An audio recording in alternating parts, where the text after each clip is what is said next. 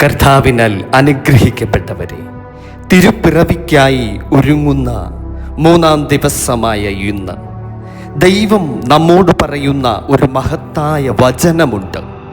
യെശയ്യാ പ്രവാചകന്റെ പുസ്തകം 40-ാം അധ്യായം 3-ാം വാക്യം.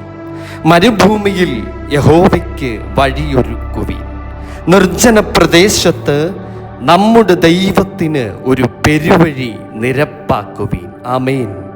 തിരുപ്പിറവി അടുത്തു വരുമ്പോൾ ദൈവം നമ്മോട് ചോദിക്കുന്ന ഒരു വലിയ ചോദ്യമാണിത്.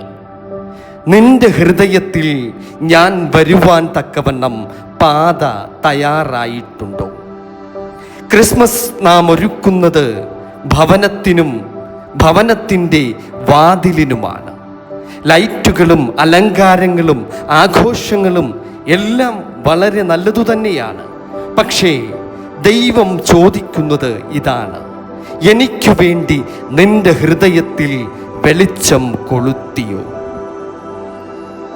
നമ്മുടെ ജീവിതത്തിൽ ഓരോരുത്തർക്കും പലവിധമായ മരുഭൂമിയുണ്ട്. ആശങ്കകളുടെ മരുഭൂമി, നൊമ്പരത്തിൻ്റെ മരുഭൂമി, മറ്റുള്ളവരോട് ക്ഷമിക്കുവാൻ കഴിയാത്തതിൻ്റെ മരുഭൂമി, തിരിച്ചു വരാനുള്ള ധൈര്യം നഷ്ടപ്പെട്ട ദിവസങ്ങളുടെ മരുഭൂമി. ഈ മരുഭൂമിയിലാണ് ദൈവം ഒരു പാതയൊരുക്കുവാൻ ആഗ്രഹിക്കുന്നത്. അവൻ പറയുന്നത്: എൻ്റെ മകനെ, എൻ്റെ മകളെ, നിന്റെ ഹൃദയം തയ്യാറാക്കൂ, ഞാൻ വരുന്നു.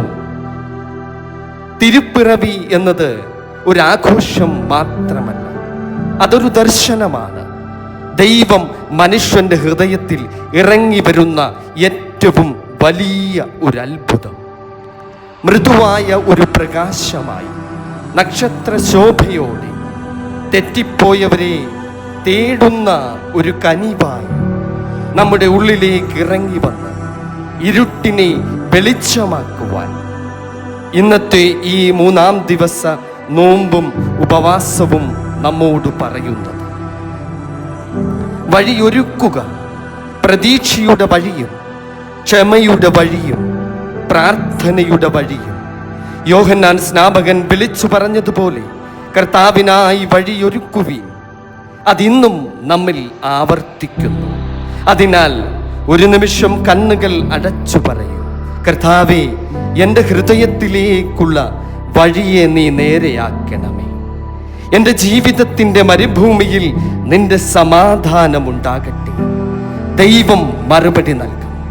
ആമേൻ. സ്തോത്രം.